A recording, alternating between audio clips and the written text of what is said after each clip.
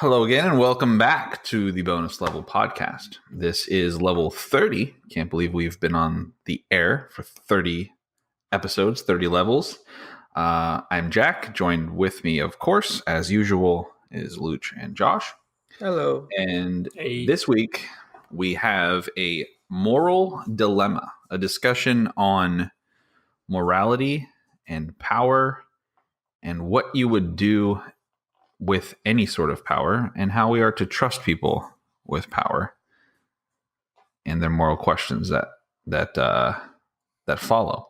Now, I feel like, and you guys can kind of chime in on this part, I feel like that we tend to like discussing things that are probably outside our pay grade, right? Probably. Well, that's just like your opinion. That's like your opinion, man. No, and what I mean by that is I like to talk about things that I don't necessarily have a degree in, but things that I have very strong opinions on, right? Yeah. And sometimes the three of us, we seem to go different directions when it comes to some of these more philosophical questions. And I think that it's very interesting to see kind of a perspective from people that are alike in many ways, but then when it comes down to certain questions that involve humanity and morality, that we kind of maybe take opposite stances or just different perspectives on. And I think it's very interesting to talk about. So this week, again, we're going to be talking and taking a look at the question of, if you were given unlimited power, for example, Superman, could you be trusted to make the right choices? And then furthermore, what defines right and wrong? Who defines what's good, what's evil? Where does the moral compass get to fall when it comes to humanity, right? Yeah. And I think that that's a very interesting topic in question. But before we get started, I want to play some dialogue from a very, very popular and well-received film from the DC universe, Batman versus Superman. There is a scene where Jesse Eisenberg's Lex Luthor is talking to Henry Cavill's Clark Kent about why humanity should have a problem with Superman. And although that a lot of people didn't like this film, I actually personally enjoyed most of it, to be honest with you. Just because it was, entertaining, and it's pretty much the best DC has to offer. But this scene is very interesting. So I'm going to take some time. We're going to listen to it, and then we're going to discuss. So sit back and enjoy this little bit of dialogue. Problems up here. The problem of evil in the world. The problem of absolute virtue. I'll take you in without breaking you, which is more than you deserve. The problem of you on top of everything else. You above all. Because that's what God is. Horus, Apollo, Jehovah, Kal-El, Clark, Joseph, Kent. See, what we call God depends upon our tribe, Clark Joe. Because God is tribal. God takes sides. No man in the sky intervened when I was a boy to deliver me from Daddy's fists and abominations. I figured out way back. If God is all-powerful, he cannot be all good. And if he is all good, then he cannot be all-powerful. And neither can you be. They need to see the fraud you are. With their eyes. The blood on your hands. Okay, so you can kind of get the gist of what he's getting at, right? So with unlimited power comes choice of consequence. So when you have unlimited power, you literally are defining what is good and evil. You get to decide, right? Correct. Now, obviously, that we're talking about something that is, supernatural. We're talking about a superhuman being in the DC universe that, you know, he has one weakness and it's a rock, and it's, you know, like so cliche. He has every power ever. You know, he's just like the ultimate being, right? And you know, given that, you know, in that scenario, do you think, you know, we're gonna break it down to, you know, a more realistic and tangible discussion, but do you see Lex Luthor's point of view in that discussion? I do. I would like to see it. I don't know. It's probably because I'm dumb, but I'd like to see it spelled out a little bit more clear. And it's also probably from it being a while of seeing the movie and stuff like that, kind of just trying to imagine and piece together the scene and how everything is going with it. But overall, like, I feel like I'm starting to get the gist of it, but there's still some more I would like to hear. Okay. Mm-hmm. In which aspect, like which part, like needs more clarification? I don't know, because I'm trying to like process it and compartmentalize and piece together what parts of it I really feel like I got to get grasp on, and then the other part that, I mean, because I guess, like, so he says if you're all powerful, that you can't be all good because you choose sides at that point. Yeah. So basically, yeah. So at the end of the day, like, you can't be all good because from somebody's point of view, your choices have a negative impact. For instance, like a war, right? So like a soldier goes to war and he is an American soldier. He fights in a war set by his government and he fights against German soldiers, right? Mm-hmm. That German soldier is going to war for his country, deemed by his government. So you go and you kill the German soldier, right? Mm-hmm. Is that a good thing or is that a bad thing? Well, if you're an American, you're winning the war. It's a good thing. It's good, yeah. If you're a German, you just lost a soldier. It's bad. Yeah. Right?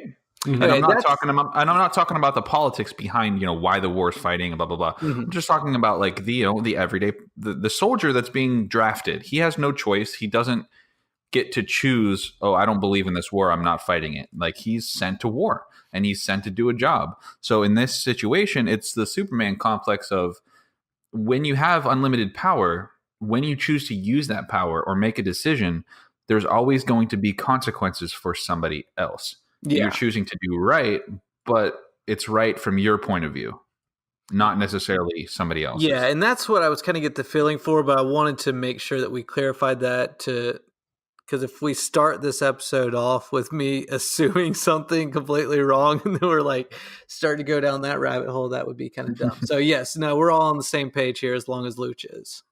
Okay. On the same page, I'm calling you on. What does that mean? He's calling you out. No, just making sure we're all good here. Yeah. So again, so you're saying you can kind of understand what he's saying? Do you agree with what he's saying? Yeah, because it's like, I mean that makes perfect sense. I remember, you know, when you hear the stuff in the history books of everyone sailing over from England and Spain and all, and they land here in the United States, and they're either talking to the, you know, the Aztecs or the Mayans or the Native Americans, and they're like, oh no, you're doing this all wrong. Like, you guys are completely evil. Why are you worshiping like the trees and stuff? Like, this is totally wrong. Mm-hmm. And they're like, what are you talking about? This is all that we've done our entire, like, my granddad did this, his granddad, like, from the beginning of time. This is all that we've done, and you're now telling me that this is bad? Like, I don't understand. Yeah. So yeah, that makes sense. Right. So why was he a villain? From Lex Luthor's point of view, if you're saying that, like, okay, that makes sense, you know, why should you get to choose? You know, you have all this power, you have to be kept in check. So why was he regarded as a villain? I mean, besides like all of like the shady, you know, criminal, you know, stealing and, you know, money laundering, you know, all of that stuff. I'm not talking about that. I'm talking about, you know, his issue with Superman was always the fact that, like, here you have God come to Earth. Mm-hmm. Why do we worship this person? Like, this, he has unlimited power. He could kill all of us at any time if he just so choose.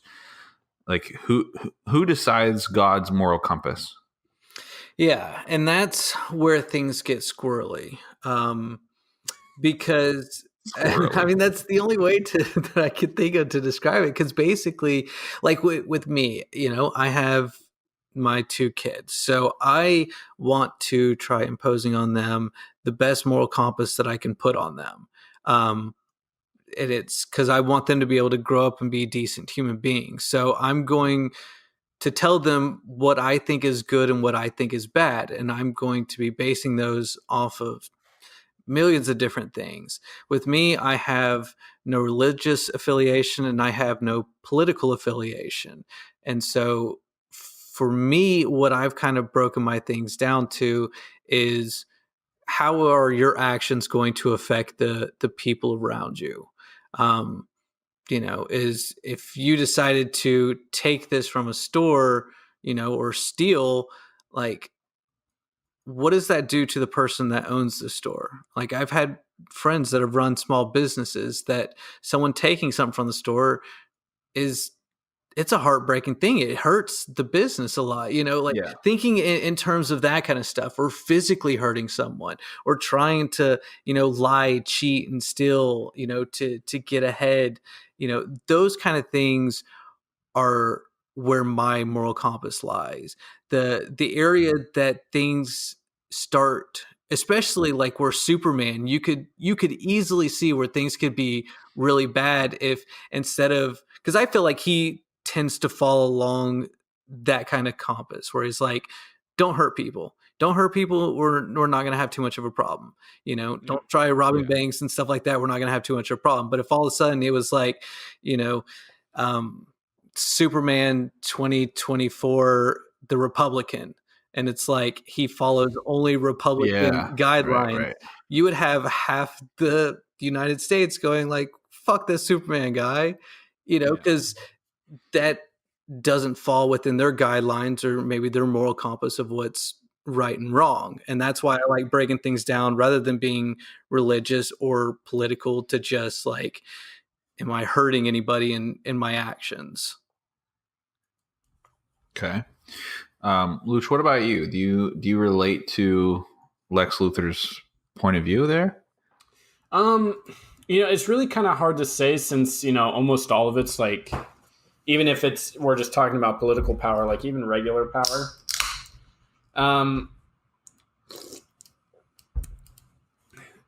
Like I feel that there will always be, when someone has too much power, I feel like the world, the way it is right now, has a way of, I don't know, kind of alienating it now. I mean, it wasn't, the case, maybe in the early 1900s or the mid 1900s, but nowadays it's kind of like,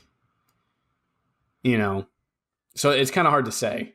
But do I agree with Lex Luthor? Like, Superman was, he was obviously the most powerful being in existence, or at least on the plane of Earth. But again, like, they just got lucky because Superman was good, and you don't know what happens if he was, Well, we kind of got to see in Justice League when he comes back to life that like he necessarily isn't. I'm not gonna good. lie, I didn't see Justice League. Oh, okay. Well, even he going comes back to he like comes- General Zod. I mean, General Zod's basically the evil version of Superman. Yeah. Like he showed that you could, if you have no care for the well-being of people, that things can get really messy really fast. And Squirrely. yeah, squirrely, definitely. I think where sometimes things can get really dark, and I can see, well, I don't know. I guess like over time, where we generally feel like Lex Luthor is coming from is a place of, I have these evil things that I want to do. Superman, you keep getting in the way, therefore I hate you. Instead of if he was just a normal guy, or even if he was a rich dude, but he was a good guy, whatever, and he didn't want Superman to do that because of the fact of one man having too much power, then yeah, that's an understandable statement. Because at some point, Superman could easily start thinking along the same lines as Thanos and go like, all I do every day, I wake up and I go out there and I save you stupid freaking people. And all you do is keep crashing your cars and crashing your airplanes and blowing shit up. And I'm tired of saving you guys. So you know what? Half you are gone. I'm cutting off this half of the world. You're gone tomorrow, you know? And so literally just pulling a Thanos. Yeah, exactly. He could do that. And I think that's what Lex Luthor is trying to say and that kind of thing. And it's, you know, so it is reasonable. I think coming from Lex, it makes it a little bit squirrely just because he he's a criminal, right? He is a criminal. He's done all these bad things and Superman's foiled his plans enough times. So you're like, all right, Lex, we know what your real underlying problem is. But yes, that was a good speech, but I can see through your BS. No, and I think ultimately, I think you have to take it out of context and just take the words for what they are, because at the end of the day, you know, it doesn't really matter who's saying that. The dilemma still remains that, you know, that's very, very true. Anyone that is all powerful can't be all good, so to speak, right?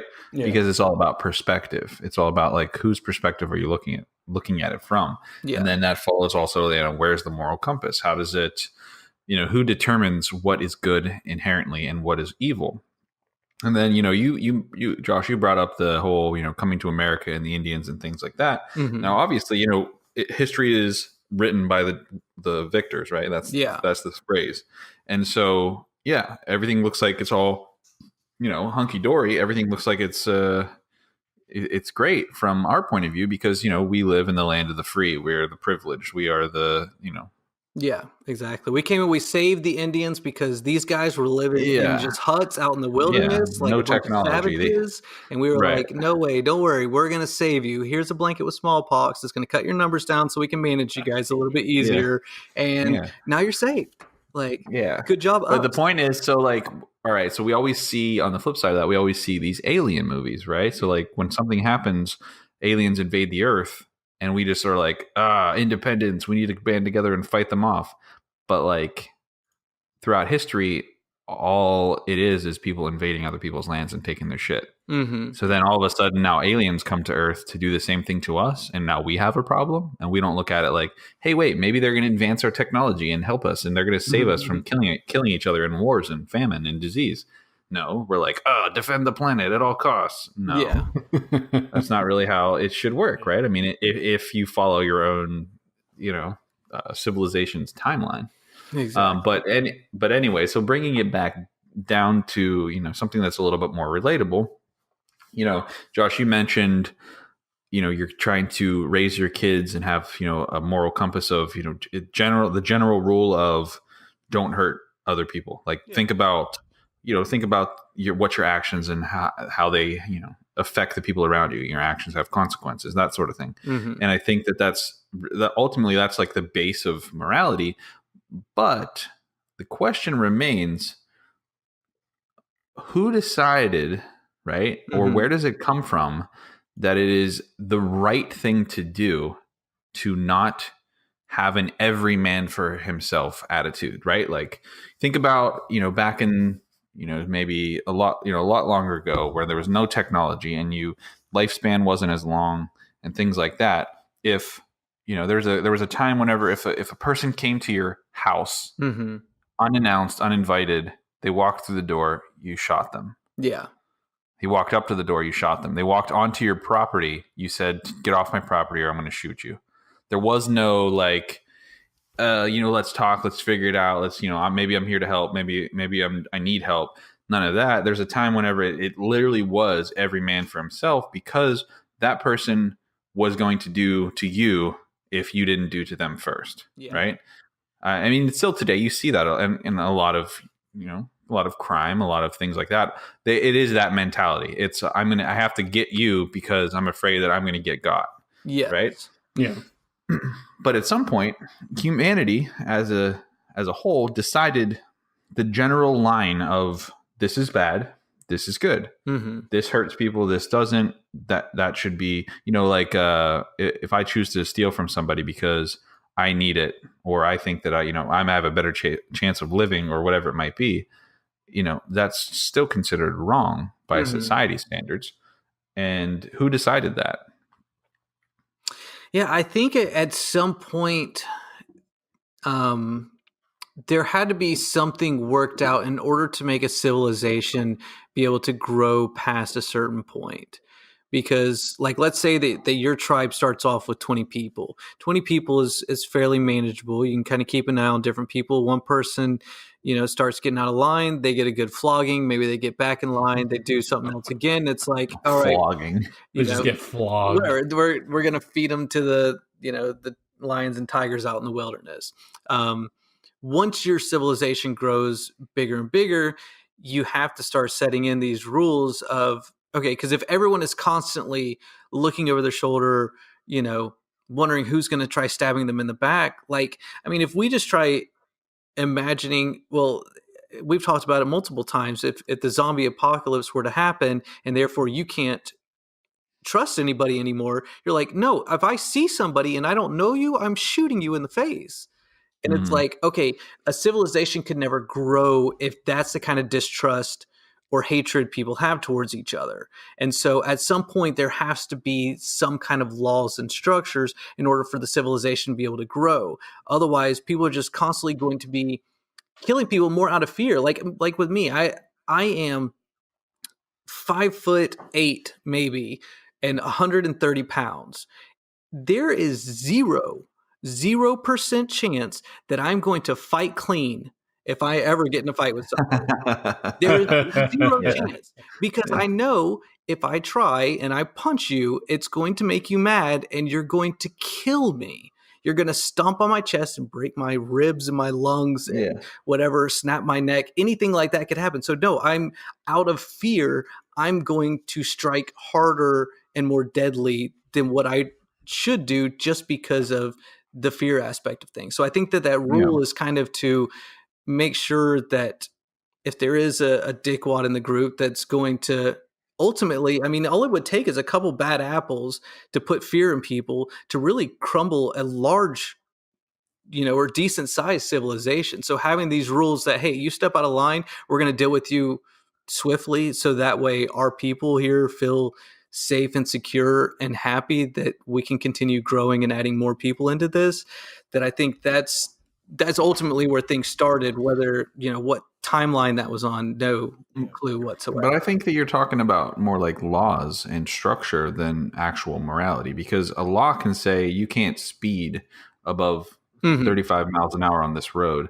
That doesn't make it good or bad to not do that. Like, you know what I mean? I'm not being evil if I go 50 instead of 45, you know what I'm saying? So while I agree that you need laws and structure, I don't really think that answers the morality. Well, I think that some of those kind of go hand in hand in the very early civilizations. Like if you're talking about ours, I mean, because like in the early civilizations, what would the laws be? It's like, don't take your neighbor's wife out of their home while they're sleeping. Don't murder their children. Don't steal their cattle. So it's like, don't steal, don't murder, don't rape. Yeah.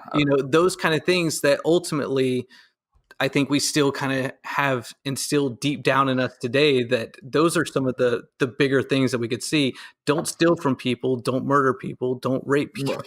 Well, my answer to that though is who decided that? Because there's still civilizations that have been like completely out of touch of technology, that there really is no sense of like husband and wife, right? Like basically they exist to make more humans. So like, basically if there's a woman, she's pregnant by whoever is, of age, and she has a baby, and then after that she has another baby. You know what I mean? Like it doesn't really matter like, oh, well, it's this person's wife, like you can't go sleep with her. Yeah. It's more of like, it's not an adultery type issue or anything like that. I was speaking more on the issue of forcibly raping a person, which that of course was a little bit different between different societies based on women's class culture. And I mean, and that's where, eventually over time, I feel like that was some of our evolution as well, where, I mean, could you imagine how, they felt about animals in the past, like dogs, cats, deer, whatever. And like today, we see any animal hurt on the side of the road, and it's like, oh my God, my heart's breaking for this animal. And back then, they're like, what are you talking about? Like, and so that was kind of the evolution of feelings, or reclassification of different things where like now we see women on the same line as us to the point that raping one of them is a terrible, terrible thing, where in the past and not too long ago, like societies were, oh no, you could do that. That's totally cool. Like she's just a woman. Like it's no big deal, dude. Like whatever. They have no rights. So that's, something that I feel like has evolved a little bit. So you think that that's like an evolutionary like thing as a human civilization? We're just growing in mind, so we know that that's wrong? Or I mean, because I would think like if you are imagining a woman being no better than an animal and your whole tribe and group is like okay with people just raping them, and then all of a sudden you're like, okay, well, no, we want women to be a part of our society. Then all of a sudden they start getting raped. Then it's like, okay, this doesn't feel the same way. Like, I don't know. To me, most of the kind of stuff that I talk about, you have feelings like inside your body when these things happen, where it's not like no one says like,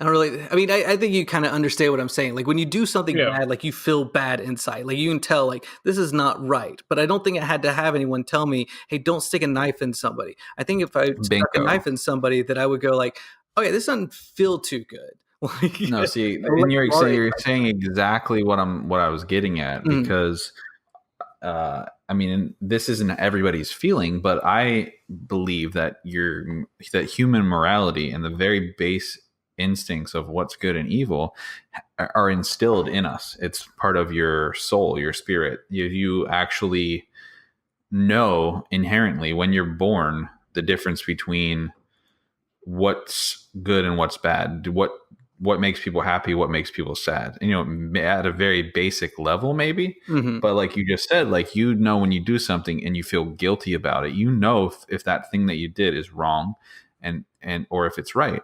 And the issue is like, you just said, maybe we're growing as a species. And on one hand, I think that like overall, like standards have changed a lot. But like, if you think all the way back to like biblical times, it wasn't like women were in every aspect or every, subculture treated as, subhuman. I mean, you had queens, you had royalty, you had, wives that were loved by their husbands, that, that were mothers to many children. I mean, so we've always had this general understanding or respect for humanity as itself, but then you have these subcultures and classes where everything seems to break down. Like they're, like for instance, a cannibal culture. They're like their entire, civilization has just been around eating other human beings, right? And it's like, where does that come from? Where's the breakdown in morality? Why is there no inherent morality inside them, inside their bodies, inside their souls, that says eating a human is not right? That's wrong. Yeah. Well, and that's the thing. I think as from a morality standpoint, that eating a human isn't necessarily wrong. I think killing the human to eat it would be what the wrong thing would be. What? And so hold on. Josh, did you just say cannibalism's okay? No, he's saying it's not morally wrong. Like if you look at some of these cannibalistic like little tribes and stuff, the people that they eat are generally combating tribes. So the tribes will fight each other in war. They will take the bodies from the battlegrounds and stuff like that and bring it back and eat them. They don't want anything to go to waste. And so like eating the bodies they're dead. Like what do we do with them? We waste our bodies. We put them in the ground and they rot there. And they come back to life as zombies. Okay, hold up. All right, so you and Jack are best friends. You guys get stuck in a mountain, and there's no way of getting out, but both of you are starving. Mm-hmm. Okay.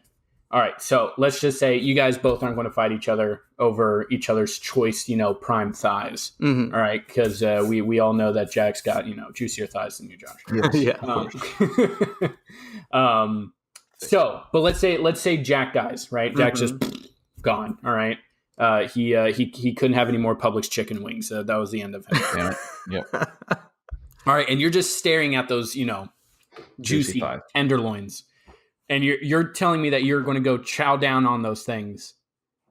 Wait a minute. You're saying that you wouldn't if it meant surviving? Yeah, well, and here's the Chowing thing. you down crazy? on your flesh. Keep in mind, there's no fire. This is raw flesh. So, like he's eating but am your I just leg doing this like to stay one of those alive an extra Publix day or two, or am I talking about if I can do this over the next week, then a rescue? You can survive. I'll No, you're survive. dying. There's no hope of someone rescuing you. Like you just die. But then no, of course not. But if you feel like someone's going to rescue you, you're still going to chow down on Jack's sweet thighs. No, if someone were going to rescue me in a week, I would and encourage what it. I would have to do to survive is Your to ghost. eat him. Yes, I 100% would. Bruh, man, I had some choice filet mignon yesterday. That shit went straight to my thighs. Probably got some nice juicy, tenderloin fat right in there. Listen, I would encourage it. As I was dying, I'd be like, bruh, you better eat me. I better be delicious. Serve me up with some rosemary. I don't care what you find in here. You got some lizards. I don't know why there's a lizard in an Arctic mountain, but No, I'm just saying. no, I would 100%. I mean, no, and I 100% agree with what he's saying. The act of eating a human, I think, is disgusting, and I think that it's probably really, really bad for you, and you probably would get all kinds of either diseases or really sick if you did it. Who knows where it got. But that's not the part that's the wrong. It's to killing the people with the intention of eating them. You know, killing somebody, out of, in murder or whatever. But my point is of saying that is like, they do that because that's all they know. And it's not inherently in their, their moral compass to not do that. I mean, that's to not like kill people. Yeah, and eat but them. that's like been like the thing with like Christianity and the spreading of the word type of thing. If someone doesn't know who God is, like the people in Africa or whoever who don't have access to, any kind of media or nobody out to come see them, then is it their fault that they didn't know who God was and they went to hell? Speaking at terms of the Bible, of course.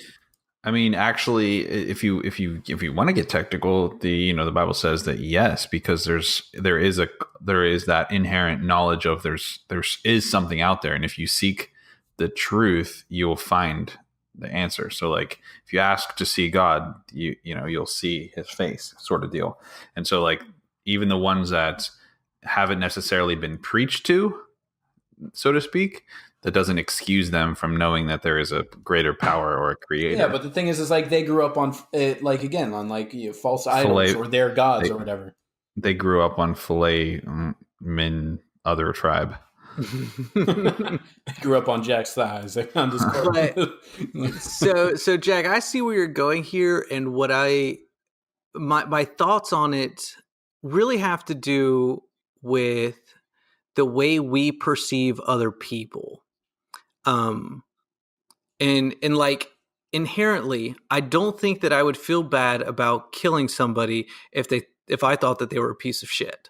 If I didn't like them and I hated their guts and they were just absolute pieces of shit. Like people in war, they are able to kill the enemy combatants because of either the way they dehumanize them or because they know that if it's either I kill you or you kill me kind of situation, that they're able to do that. So there's not like a full-on morality battle going on at that point, as much as like you guys, the whole reason I would feel terrible of anything happening to you guys, if I were to stab you or steal from you or cheat you guys out of something or lie to you guys, because I feel a connection to you guys as friends. And so I think when we as a society have kind of built up to treat, or at least try to treat other humans as other humans, as part of the human race, and we're all here going at this together, that's where you start feeling some of that morality kick in, some of that, ooh, it doesn't feel good to do this to this person. Because like I would think that KKK member or whatever, if he's doing something to any other race, that they don't feel that same morality that I would feel doing that to that person. Even though it should be something, like we said, either like kind of built down in us, but I think that it's how we feel about what it is that we're interacting with. I mean, when I was 19, I think it was 18 or 19, I went hunting, and I really didn't understand hunting much at that point. Like I was still just kind of young and dumb, and my dad wanted to take me on a hunting trip, and I went out there and I shot a hog, and like I had adrenaline pumping through me. I didn't feel one bit of remorse. I didn't like there wasn't any kind of real emotions or anything there. I've grown a lot since that point, that I think that I would think about it in a very, like, kind of how the Native Americans would, you know, they would Respectful. yeah, they would, when they kill whatever it was that they were hunting, that they would, thank the animal for providing the family with nutrients, or the tribe with nutrients and stuff like that. They try to use every single piece of it so nothing goes to waste, because, they know that it was serving a purpose and stuff like that. The way that I killed that hog and the way that a Native American that respected that animal went through that process would have been so completely different. And it was all in how we perceived what it was that we were interacting with. Yeah. Yeah. I mean, I agree. While I agree with you, I think that in general, we have this, and it's a dilemma, because some of us have a moral compass that seems to be set right, and then other people just seem to be completely lacking it, or they're able to completely ignore it. I don't, you know what I mean? Something, maybe they seem to, put their own needs and desires above their own moral compass. And I feel like sometimes, I'm sure you guys can think of times where you did something that probably wasn't considered good, but in the moment you justified it by, like, some sort of excuse. Yeah. Oh, I'm doing this because, this makes me feel really good in the moment. Afterwards, you might be like, ugh, wow, that was a bad choice. But at the time, like, you put away like whatever moral compass that you have for that moment, for whatever justification. And then obviously that goes to some extremes. I always think of like, society, well, let's treat each other as humans. And you have this revolution where everybody's, like the trash tag, everybody's banding together and picking up trash, and it's super awesome.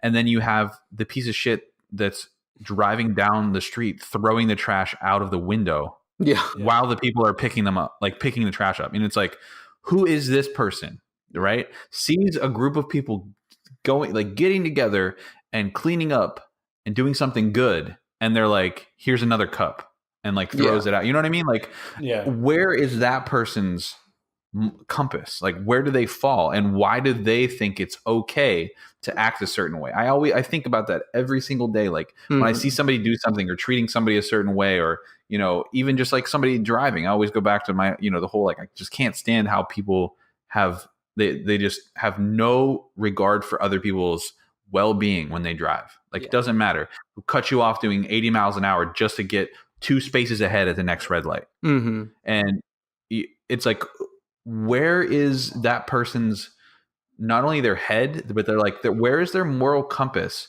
that if they would do something like that and get somebody else killed, that they'd be able to be completely fine with it? Like, they're just living with themselves like that. And then, you see all of this goodness happening in the world, but at the same time, there's thousands and thousands of people that are right now robbing somebody, killing somebody, doing something terrible, right? Like, so what makes that, like, switch flick off? Or, you watch a documentary, that the one's big in the news right now, the Netflix one with Zac Efron about Ted Bundy. I watched that one. Yeah. And it's about this guy who's like super charming, right? And he's just, he's good looking, and he's a charmer, and then he's a serial killer, and he just kills people. Allegedly. He has just no. God damn it. I'm just kidding. Fucking Josh. No, Allegedly. But I'm saying, like, the point is like, no moral compass, right? Yeah. He just has, there's just nothing in there. The soul is black. It's gone. Because there's just, he just looks at the people in the eyes, smiles, seduces them, and then kills them. And it's like, wait. Yeah. That, it's one of the, something that I've wanted to really learn more about. There's a scientist, Dr. Robert Sapolsky, I think is his name, that when he was asked, what do you think the future humans are going to look back on today humans and see kind of like how we can look back 100 years ago and go like, wow, everyone was really screwed up. I can't believe they didn't realize this one easy little problem.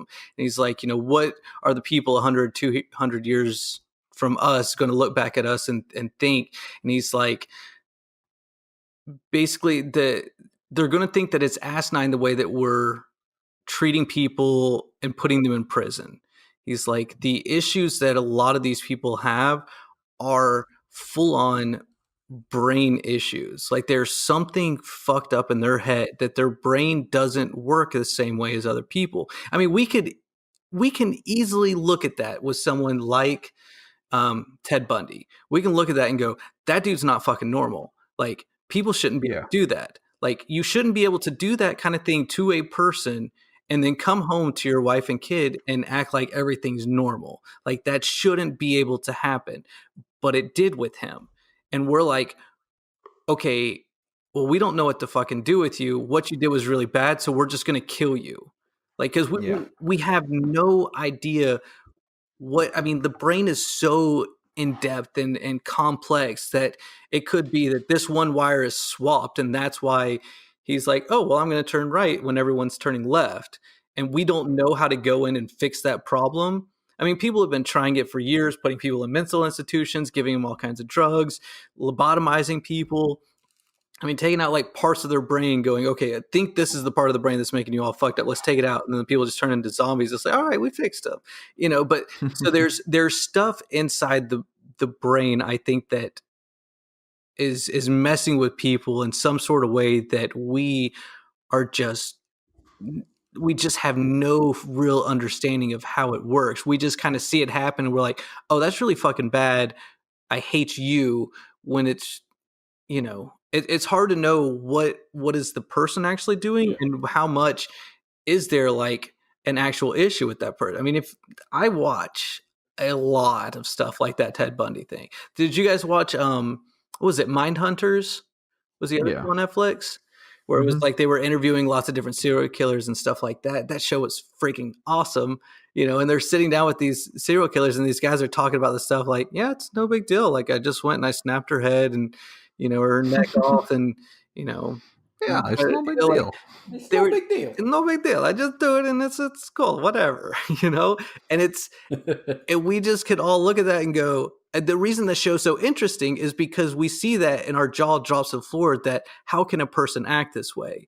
And I don't think that you can just go, I'm going to be so wrong. I mean, like we see those people that are like, I'm just going to be evil and wrong and do the wrong things. And those kind of people are almost like, the people in gangs that are shooting people on the street, doing stuff for money and things. And then you have like your psychopaths that just don't have like you put them on like, testing out like what part of their brain's turning on when they're seeing different images and just like nothing's happening. It's like, okay, you should be reacting this way and it's not. And that's, I think, the scariest thing of it all.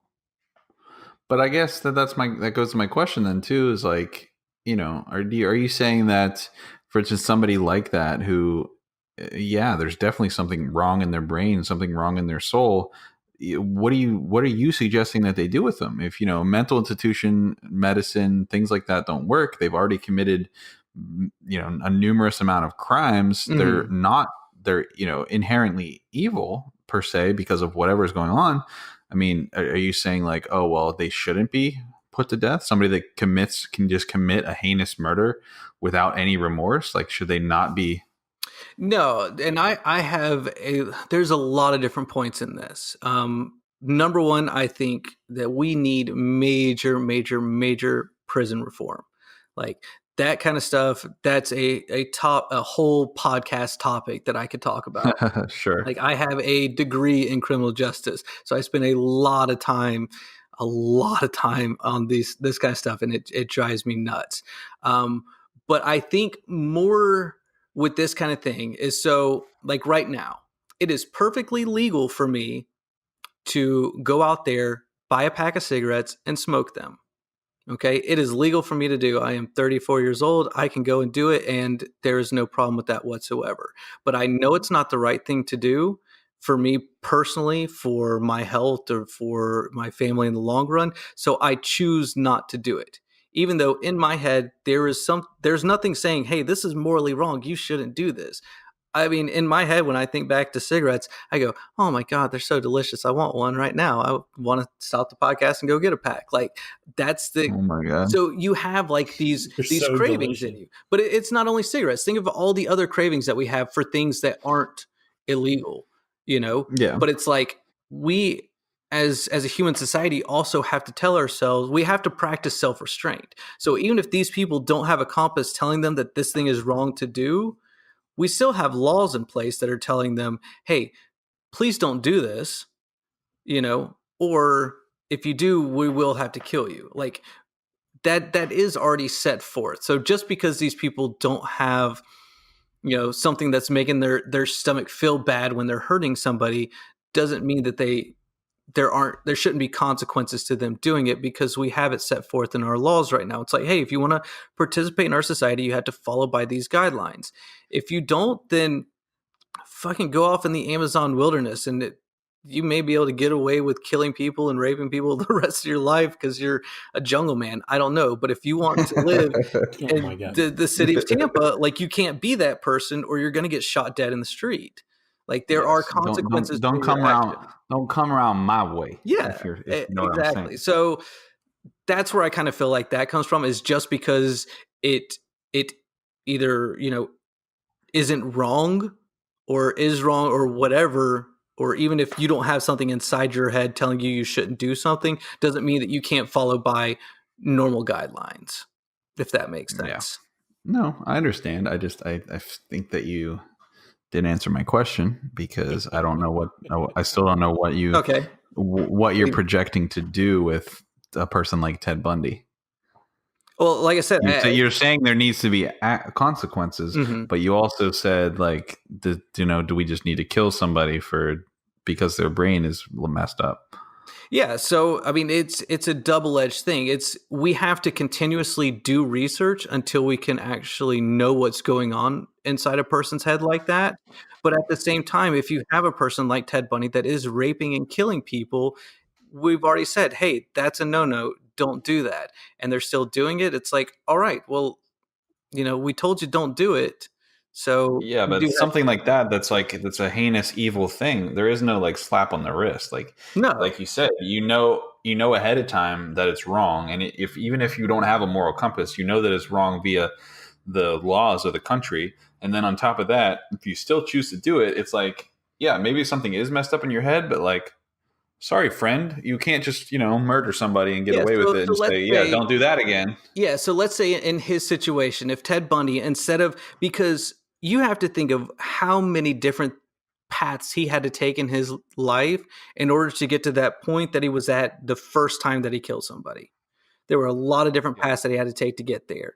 That there has to be some sort of way for a person that's going along that path that goes, okay, if I continue along this path, I'm going to get to a really fucked up state. I'm going to end up hurting somebody. I'm going to end up hurting myself, whatever it is. I need to be able to stop this if I want to continue on in this society. Who can I reach out to for help? You know, if Ted Bundy, before he had committed that first murder, was able to reach out to someone, I mean, and that's where I feel like we're lacking as a society is, and people to be able to help someone like in his situation. If he could go to someone and go, hey, look, I want to kill murder people, and I don't feel like it's a bad thing. They're going to be like, oh shit, throw this guy in jail. Like, what do we do with him? You know, instead of them Yeah. being able to compassionately go, okay, we understand that there's something wrong with you. We want to be able to help you out. Let's see what. Yeah, but what are you going to do? I mean, you can be compassionate and help him, but like, you're still going to lock him up, because like, what are the chances? Like, as soon as he says that, like, what if you can't really help him? What if he just goes and he's like, yeah, I wanted to do that, so I did.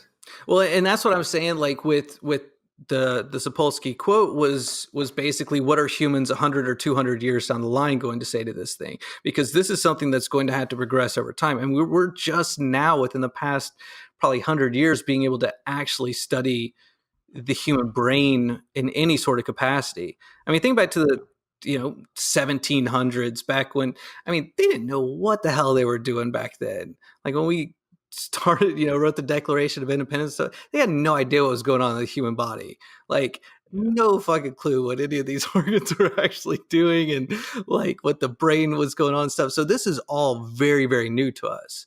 Before it was just like, oh, this person's doing this. They're a fucking witch. Burn them, drown them. Like, we're going to dip you in water. And if you drown, you're not a witch. So we'll see how this goes. Like, they're just like, they were crazy with this shit back then. And now I think we're starting to learn. We're starting to move in the right direction. But it's just such a mess, because I do think that there's so many people out there that just have some wires crossed, that they aren't like us, but we don't know enough on how to help them. That the only thing that we know how to do is to fucking lock them up, because we're scared. We're scared of our own life, or our family's lives, or kids, or wives, whatever. Yeah. Luch, what about you? You've been generally quiet. I've been talking a lot too. I mean, Jessica's on that. Well, ask me a question so I can go based off Josh's things instead of just basing it off what he's saying. Okay, so again, let's take it back to and then the question that you want answered. Yeah, so the question that I want answered is, somebody like Ted Bundy that has no moral compass, right? Mm-hmm. And we're saying that it's not just a lack of morality, but it's like something chemically wrong in their brain that has them like with no soul to feel remorse for the things that we generally view as evil. So what do you do with somebody like that? So this goes back to like the Superman complex. Like, Ted Bundy, for example, he doesn't have unlimited power, but he's choosing to live his life evilly, or he did, right? To make the wrong choices. So, ultimately he was executed, right? Yeah. So, as a society, we choose to execute him, just like Lex Luthor is trying to get rid of Superman. I realize that I'm comparing Superman to Ted Bundy, and that's not the analogy that I'm trying to make. But the point is that what I'm saying is, when you have this moral dilemma, now how do you, as a society, make the moral choice to end somebody else's life and consider that a good thing because of the choices that they have made? Okay, is the question is, should we morally kill someone for that reason, or is the question, what do we do? I mean, a little bit of column A, a little column B. I mean, what do you do in that situation? I mean, even at the very bare bones, you have to make them so they can't hurt anybody. So you lock them up. But then at the end of the day, like, does that mean that the person got to get away with murder? Literally. Yeah. And not be murdered themselves. So the only thing I can say to that would be, I don't think anybody should die based on, because then someone can play the system. A person can determine who, deserves to die and who doesn't deserve to die based on a chemical imbalance in their brain. The God complex again. Yeah. We're back to the Superman complex. So, and then it just turns into a big loop. Now, and again, there goes the statement, which I, wholeheartedly agree with, innocent until proven guilty. I feel like, well, yes, sometimes it doesn't work out, but most of the time I feel like, if someone who, didn't commit a crime, they, have that right. And now, do I believe that they should be killed? One, I believe it would be dependent on the crime, but two, I believe there should be a place for them. Whole island of criminals. Preferably a place without any sharp objects. What if you just dumped them all on an island and then they just got to battle royale them like against each other? No, but then again, like, you could research that kind of stuff, like, research and make it into a TV show. Oh my god! And like watch them just battle royale it. Just this warning. This okay. We all know what you want. Okay, we're talking about them for a second. Jack just goes, cuddles up with his girl, for Sunday night and watches. It's like Lost or like Survivor, but instead it's criminals literally battle royale, just murdering each other. No, but my point is like, and it exactly goes back to the Superman complex of like, when you are given the tools to actually mark the line of morality for yourselves and say, this is the law. If you disobey it, you are, the extreme, you're murdered. The minimum, you're shunned from society, etc. whenever you're given the tools to do that, how do you morally justify the decisions that are made? Like I said, so you have a society and you say, don't murder people, it's bad. Mhm. And a guy murders somebody, takes somebody's life, they're no longer in this world. You lost them, they're dead. Mhm. So is it not justice to then take the person's life that did it? Or does that make you now culpable for a murder of your own, and that person gets to be All right. excommunicated, Okay. or whatever it might be? So I also do believe in the saying, kill one to save 1,000 type scenario too. So, I mean, I can't justify it, but again, if someone killed someone in cold-blooded murder, that person deserves to go. So, so I don't know. I mean, Like, they had their chance, they blew their chance. Like, that's it. yeah. I feel like murder is just one of those things. Now, obviously, there's manslaughter, done on accident, Well, all that's kinds what I of was going different to say. There are a scenarios. lot of different classifications when it comes to murder. I'm talking, Josh, I came over to your house and I was like, bruh, that luchador costume you wore last year, man, I didn't feel it, and I smacked you upside the head with a sledgehammer. Right? And then I come home and I go to D&D night, my face is all bloody, and the guys are like, dude, what happened? He's like, oh man, I just murdered Josh. Really pissed me off with that luchador costume. Jack and Caleb would probably, choke me out, and then I'd, beat the crap out of me on the ground, and then Jack would, have Zyra just maul at my face. But, it's like, there's no excuse for that. Like, there's no, oh, dude, it's okay, I had a chemical imbalance in my brain. Well, that's my point. Is like, so is it a life for life, or are that you then responsible? And I don't know that we're gonna like necessarily get a resolution or an answer from that, because it does depend on the situation. But it's very tough, because if you murder somebody for murdering somebody else, do you morally feel bad about it? Or do you feel like, okay, justice was served because that person deserved it? But then again, you still took somebody's life, regardless of, I think that's what a they very did. like person to person basis. And that's why you'll see people that will come home from war and some seem to be okay and others seem to be fucked up. Cause, even though like they're fighting the same battle, they're American soldiers fighting the same war, going through a lot of the same experiences. Some will come home and be okay with some of the stuff that they've done, and other ones will be like, I don't fucking like what I am now because of the things that I did. And I did these things under order. I did these things to people that were trying to hurt me. I did, whatever it may be, but they, so each person is going to feel a little bit differently when it comes to that stuff. I think as a society, because of what we understand of humans right now, it's very easy for us to look at someone like Ted Bundy and say he was an evil, evil motherfucker. Like, I don't feel even the slightest bit bad that we killed him. Yeah. But then at the same time, like, what if we were to find out, new evidence that he was taking some kind of stop smoking drug, and that drug just completely turned off his moral compass altogether, and you could give that drug to anybody and they would immediately turn into Ted Bundy? Like, at that point you would have to take a step back and go, well, shit, was he a really bad person, or now was it this drug that's doing it? Okay, and so let's take the drug out and let's just say he had an issue with his brain. Like, was he really just trying to be a piece of shit? Was he trying to hurt people, or was his brain was he mentally retarded? And or does it just not matter though? That's like my thing is like, what do you it mean? doesn't matter. Like if he's mentally unstable or generally evil, when you go down that line and the morality issue is gone, like, because you've done something that's literally morally not right, then it doesn't matter what the reason is, right? Like it doesn't matter if you're evil. It doesn't matter if you're. It does, though. That's what I'm trying to say. No. Well, think about it like this. Let's say that you have a kid with Down syndrome who everything with him is a little bit slower, and he punches the fuck out of some other kid and accidentally kills him.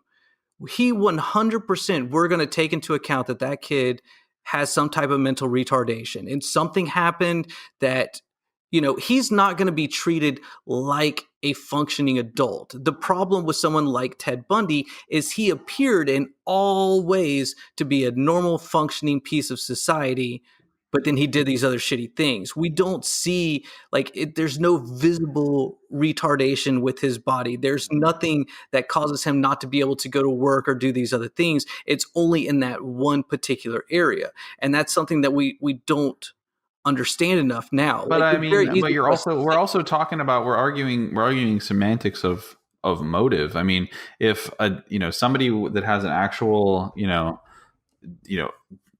the mental illness, right, accidentally does something out of anger because they can't control themselves, that's a little different than premeditated murder. If that same person with mental illness is going around stomping people with their fists over and over and over again on purpose, I mean, that person falls under the same category as somebody who doesn't have a mental illness and goes around murdering people. Like, it's the same. I don't think that you can take them apart just because, there's something chemically unstable. My point is with that is, say somebody like Ted Bundy does have a clinical mental illness and he murders somebody.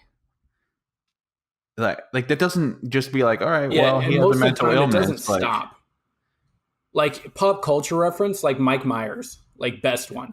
Michael Myers. Dude had huge chemical imbalance. Bro was like a zombie monster. And that guy didn't even matter. He'd go back into an institution. He'd wake up and be like, nah, man, take a scalpel. Boom. There goes nurse. Like 3 times in a row. Like they think to keep scalpels out of that guy's freaking room. And just go back to the same place and start killing people. Like it chemical imbalance. Like I get it. Like, that's, one of that situational type things. But if they killed someone, it'll more than likely happen again.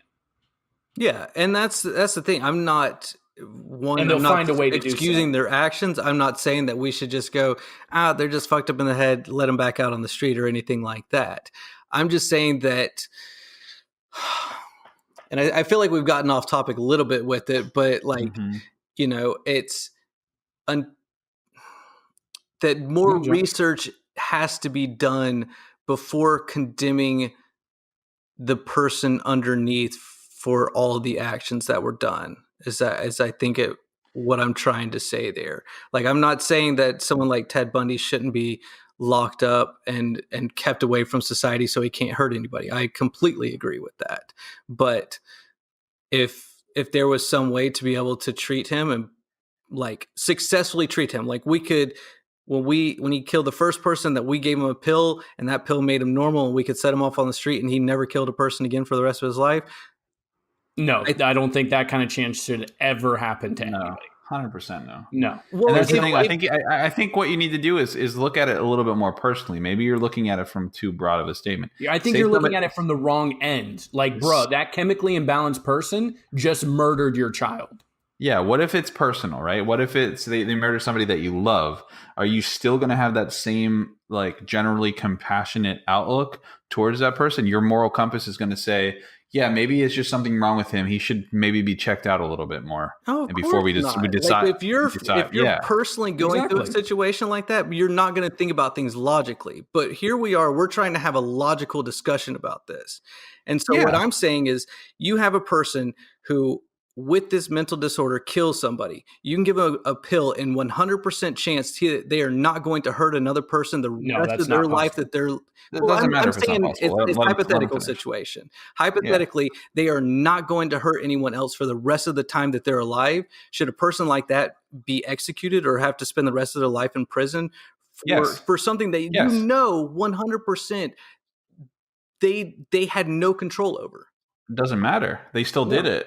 Yeah, because then how do you know that person isn't going there? First of all, there's no way to properly read that chemical imbalance 100%. No, Second not of all, with there what we will have never, now. ever be a way to fix that kind of scenario. And even if they were able to get resolved of that, they should never be allowed on the streets again.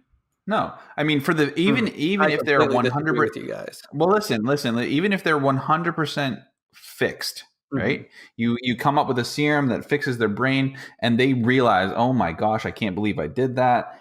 That's that was so morally wrong. Blah blah blah. It doesn't take away what they did, and they should, by all rights and purposes, have to spend the rest of their life, Okay. at the very least, behind bars. So I'm At the getting very very nerdy. least. We're going to go down the nerdy tunnel here.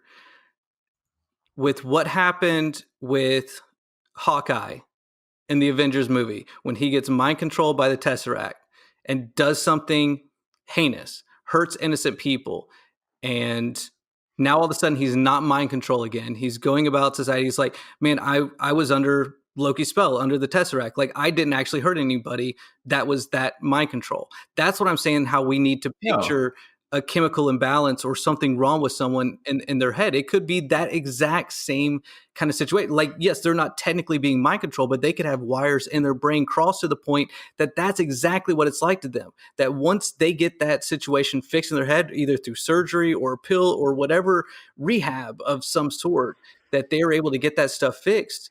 I mean, we don't look at Hawkeye and go, Hawkeye, you're a piece of shit, you know? No, of course not, because ultimately somebody paid for those lives. It wasn't Hawkeye, it was Loki, and Loki had to answer for his war crimes. Mm-hmm. Yeah, that was why he got that's why he got arrested. That's why he was in jail. That's why he was locked up in Asgard. For people that are born with shit wrong with their brain.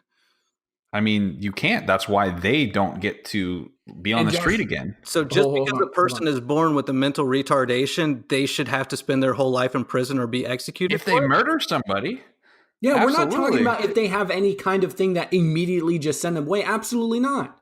Well, there are plenty of successful people who have, something wrong with their head that doesn't make them function normally. I'm talking about when they, if they commit a murder, if they commit something that's terrible, it doesn't, no matter what fixes them, no matter what happens to them after that, it doesn't bring back the life that was taken. They watch Game of Thrones and they think Ramsay is the coolest person, so they go up and flay a person in their basement. Well, he had a cold one day. No, I think he's better now. I think you guys are being 100% hypocritical if you can forgive Hawkeye for what he did, but you couldn't forgive a person who had a mental retardation. He was controlled by a literal... Oh my God. What are you talking about? We're talking about somebody who's being mind controlled by somebody else, and that person is the one that you ultimately are like, oh, I can't believe he did that. You don't look at Hawkeye and go, wow, you murdered that kid. You go, Loki, I can't believe you made Hawkeye murder that kid. Well, exactly. So that's what I'm saying. Yeah, so it's not Hawkeye's fault. Well, then who do you point the blame at for giving a baby a fucked up brain who makes them where they can't function correctly in society? That's what I'm not saying that. I'm not saying that all bad guys should be treated like little lambs or anything like that. But I'm saying, if let's say that Ted Bundy killed people and we took him into some kind of study and go, holy shit, look at his fucking brain. This kid was born just wires all kind of fucked up and everything. And to me, I can see how that's hand in hand with a type of mind control. Like, your brain, you can easily take a drug and it makes your brain do things that it normally wouldn't do. So how can we not imagine that a person could be born with a brain that makes them do something that is completely out of normal character, completely wrong, have no moral compass or whatever? They could have something wrong with them that was have no option to them. Just the same way. You're not thinking about the consequence. Hold on. Mm-hmm.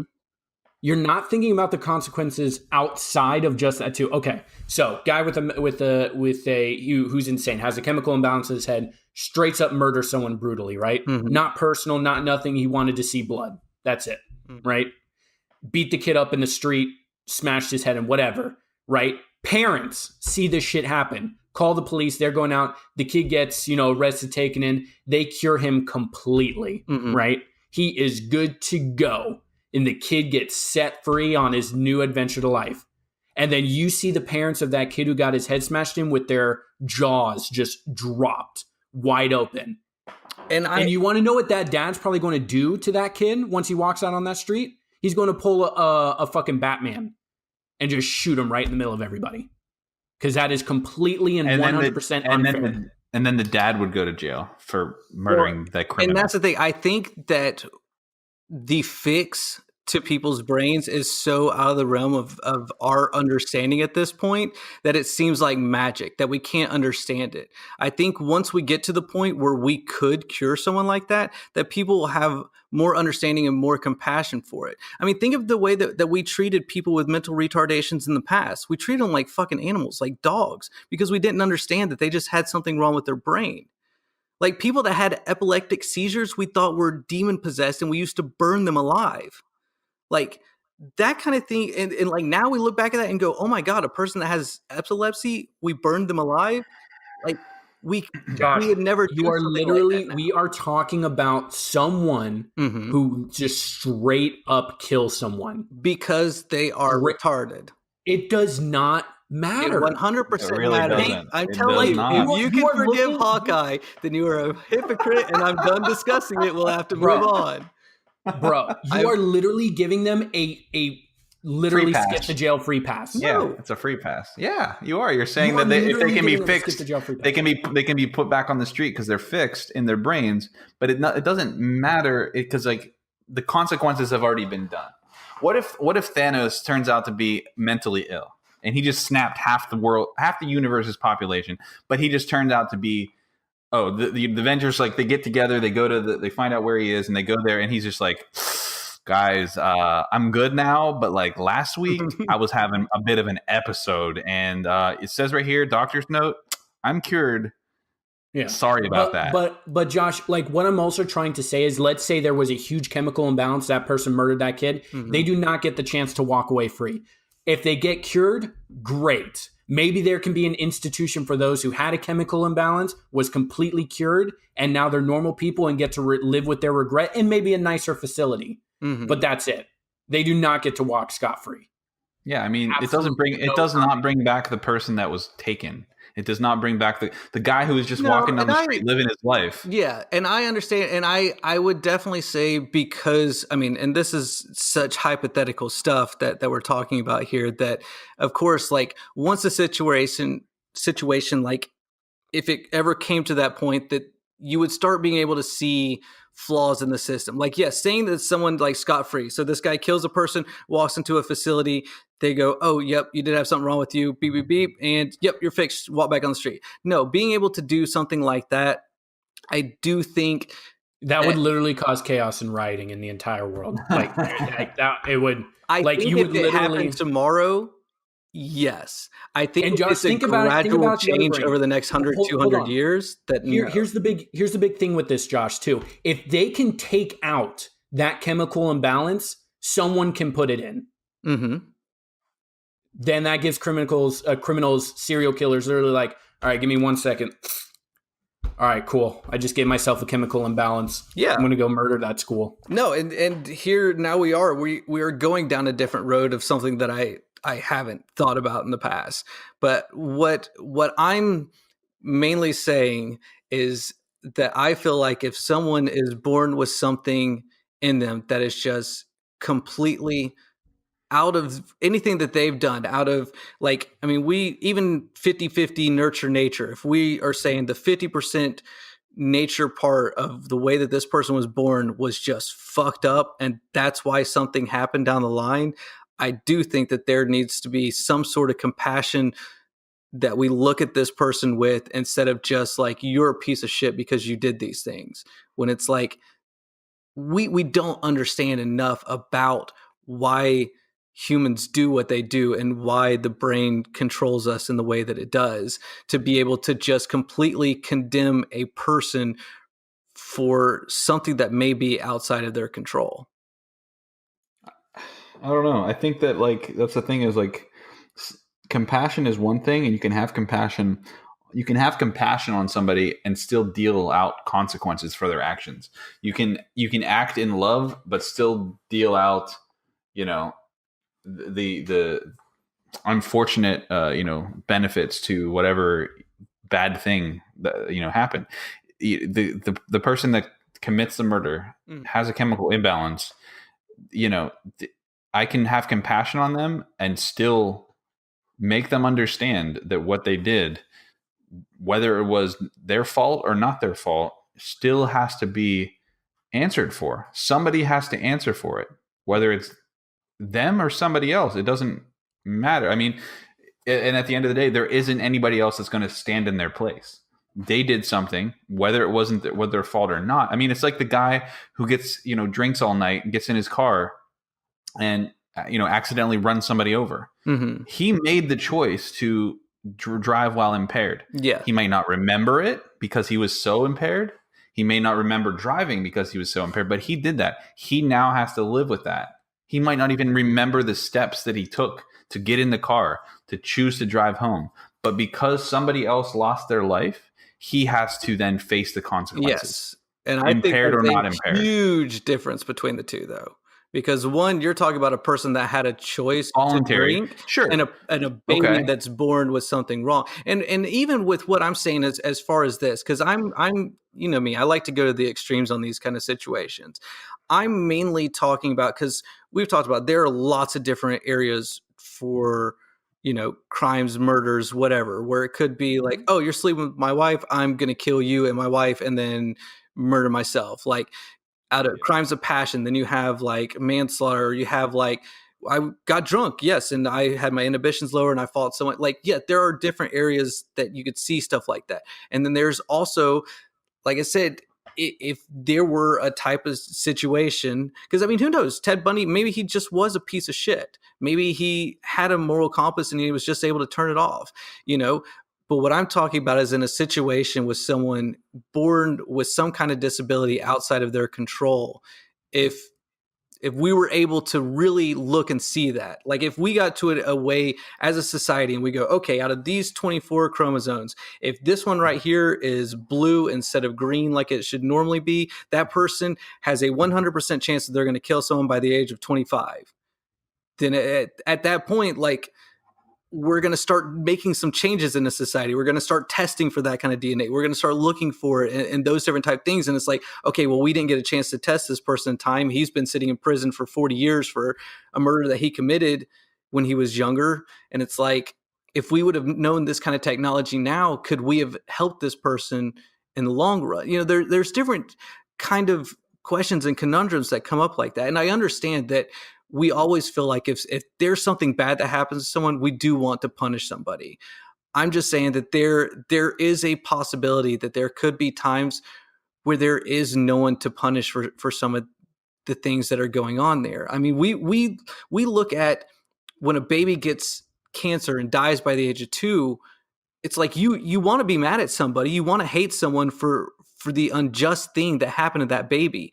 The parents are mad, they're angry, they're hurting for that, but there's no one to blame there. Like, who do you go after? You can't get mad at the doctors. They did everything that they could.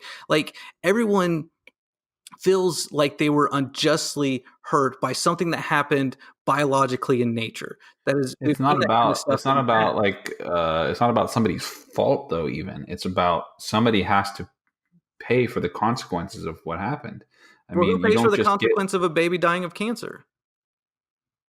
Well, I mean, the baby's gone, so the parents are reaping the consequences of that. Yeah, they're having to deal with that. And I'm saying, so right. Imagine a kid who's born with a disability that makes them have no problem killing people and whatever. I mean, like, the situation, hypothetically, there's had to be like a million different things right for my scenario to work. And I understand that. And that's why I'm trying to, like said, work on the kind of extreme situation here. But it's like, I mean, you almost have to think about that as a virus, as a cancer, okay, that needs a type of cure rather than like a punishment.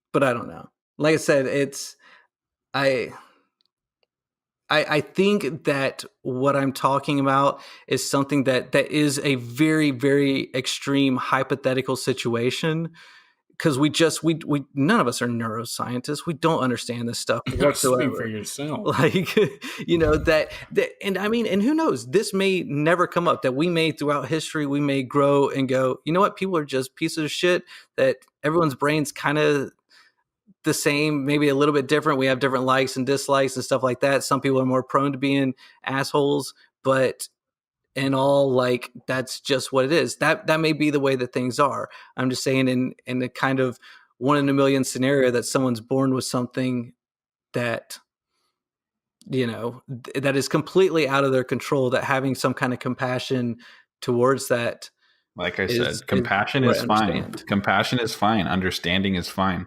Even telling them, we realize this wasn't your fault, is fine. They still cannot and should not be allowed to walk free while the family and friends of the person that they murdered has to mourn and realize that the person got away with it. Does not matter. Agree to disagree.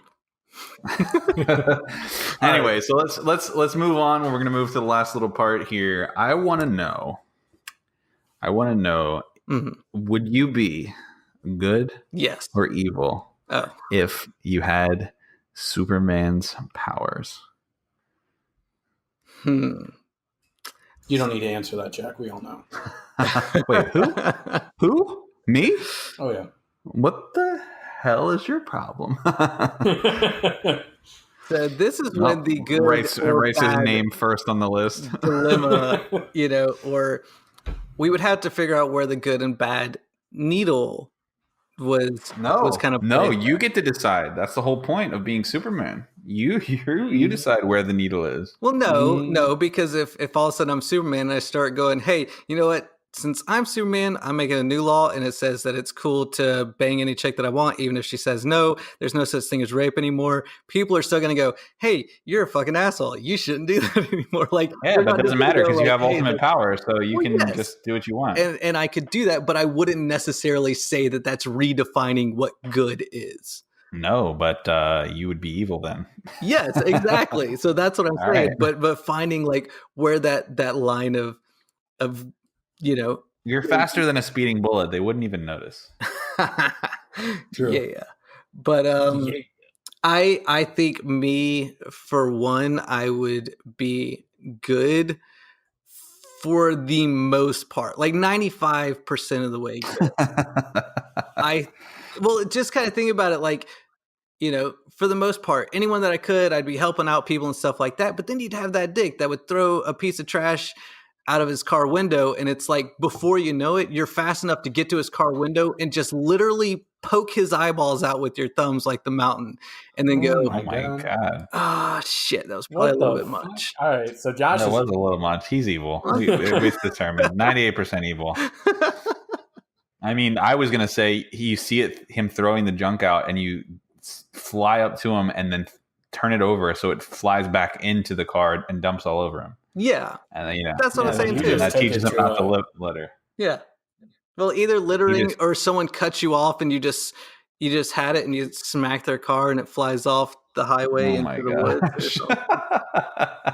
I mean, I would just red eye laser their tires so they got a flat tire. But I mean, Jesus.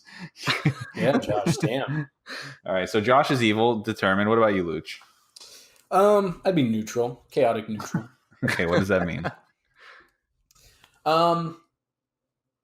So I don't know why, but I get a real kick out of helping people. Mm-hmm. What do you mean you don't know why? That's a good thing. That's a I don't know. Morally good thing. I get a kick out of helping people. Don't know why I work for AT&T. But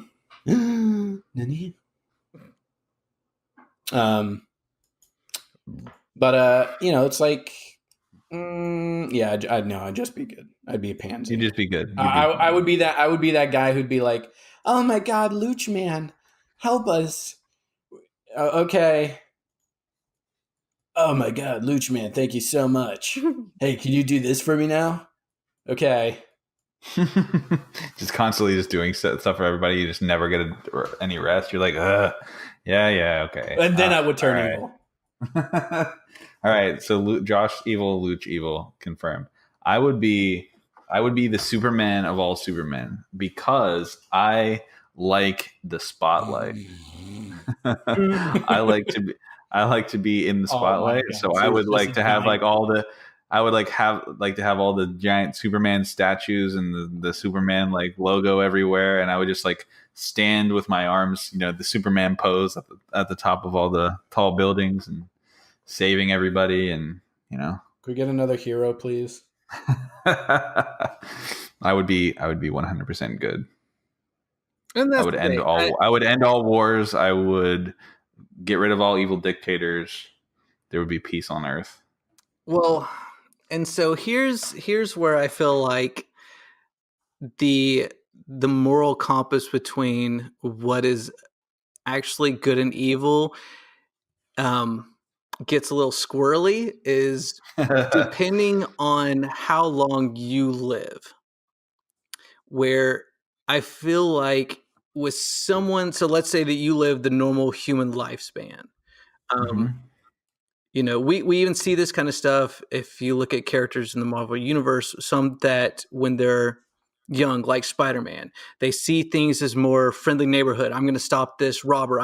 They do things good on a small local level until situation with the Avengers and stuff like that they have to go into something bigger. But for the most part, like their story revolves around like a lot of their stuff has to deal with things right around them.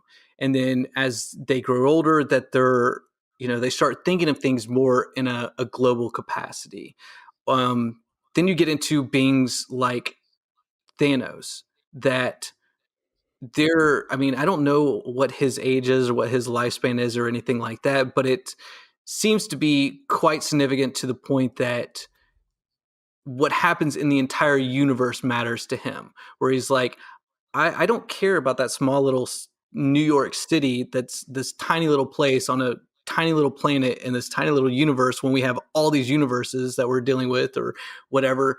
He's like, this is what I'm doing in the good for this area. So that's how Thanos, if you ask him if he's a good guy or a bad guy, would say what Jack's saying. I'm the goodest of the good guys. I just saved, I'm the goodest. everybody. Like, yes, I had to get rid of some people, but I saved everybody else is going to be able to grow and flourish and stuff like that because I did this thing and I made a sacrifice. Like, it nearly killed me to do what I did, and I still did it for you guys. That's okay, Josh. You know. That's okay. He just had a chemical imbalance. We should forgive him. He But, killed half the you see what I'm universe, saying, but we though, should forgive him. is like in that kind of aspect though, like it depends on what scale that you're looking at things. And even from the aspect of what you were saying and what we're talking about with Superman, I mean, we look at Captain America saying that Captain America was the good of the good as far as like all the Avengers go. He was like The goodest boy. yeah, he was the goody two shoes guy. But even him, he fought with the Americans in a war. Like he was fighting for America. Therefore, he was fighting under the good guidelines of what America stood for and not what any of these other countries. Like, didn't matter if they thought that they were doing good. He was only concerned with I mean, to be Americans fair, and he was stuff like fighting the Nazis, and the Nazis are like, Yes. evil, so it's fine. No, and my love for Super Captain evil. America, so I am not bad mouthing him whatsoever. I'm just saying that if we are talking about, what we started off talking about here is you once you have this amount of power, it's like who gives you the right to say what is good and what's evil? Because yeah, I agree with you 100% that no, I would be, if I had those kind of powers, I think it would be overwhelmingly want to do good for everybody. But I think that when we look at things like look at all these different sci-fi. If we look at the sci-fi artificial intelligence and stuff like that, where they think of good and evil in logical kind of ways, where they're like, okay, what's going to be best for the human society? Which one was it? iRobot, the one with Will Smith, where the robots were like, Yes. our main objective is to save the humans. And we found out that what's hurting the humans the most is the humans. So we have to get rid of all of them. It's like, at that point, they're thinking about good in a very logical standpoint compared to the belly guttural feeling of good and evil that we kind of No, feel that's deep the down. Thanos theory. The iRobot is the same as Thanos. Thanos looks at the human race and goes, "They're killing each other because there's too many of them. There's not enough resources, so I'm going to kill half of them to let the other half live in harmony." Yeah. And I mean, and that's the thing. We see that same kind of thing happening over and over again. So I think, even in your standpoint of, let's say that you gain the powers of Superman, but you have them for 10 years, then yeah, I'd say it would be very easy to stay.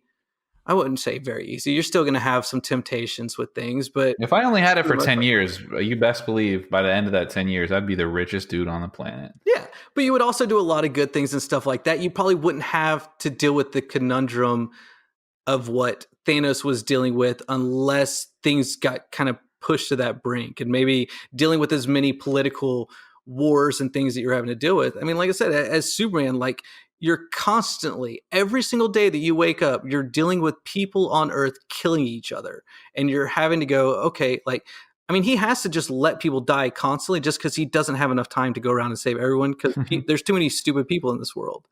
So he Yeah. eventually has to go, like, okay, but does that make him evil that he's not saving everybody? That he gets to choose, hey, I'm going to save Lois Lane because she got herself in trouble again, instead of saving this school bus that crashed down in, bumblefuck Alabama or whatever, that 10 kids died, Well, like. hey, let's be honest. The one that the crash in Alabama. I mean, Yeah. come on.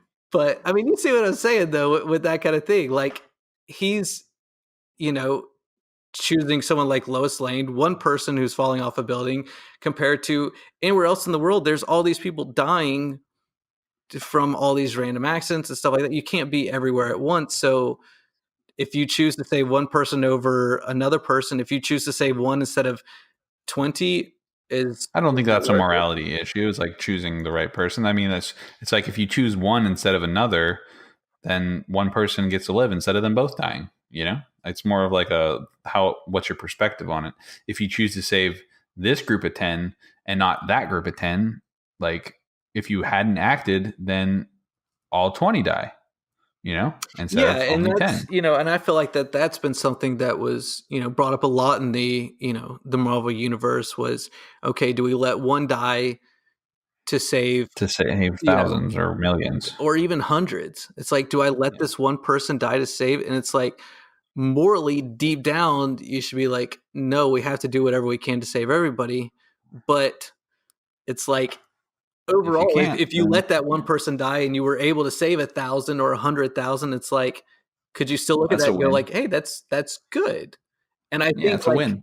That, I think, would definitely depend on the person, because I think if you were to talk to someone like Captain America, he would be like, fuck no.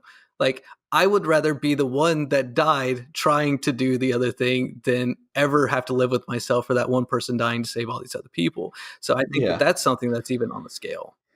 No, of course. And I agree. I think that the final boss was Josh. Eating you? Oh, I don't know. I think it's mind-controlled Hawkeye. Apparently. No, I'm going to give it to Josh. Josh is the final boss of this episode for Thank you. his roundabout logic, Though circular logic.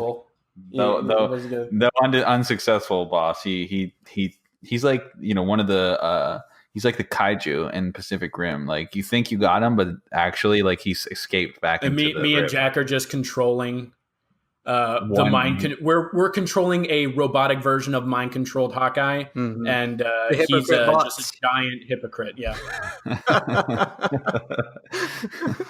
Amazing, yes. But that's gonna do it for the Superman Complex episode, and I hope that you learned something about morality and the state of human nature. And just remember, kids, if you're gonna murder somebody, it doesn't matter why you did it. You're still going to be punished. And God bless those who learn anything from us. We really hope that you don't blame us for any future endeavors. Anyways, from all of us at the Bonus Level Podcast, have a great week. Later, taters. Bye. Bye. Bye. Bye. Bye. Bye. Bye. Bye. Bye.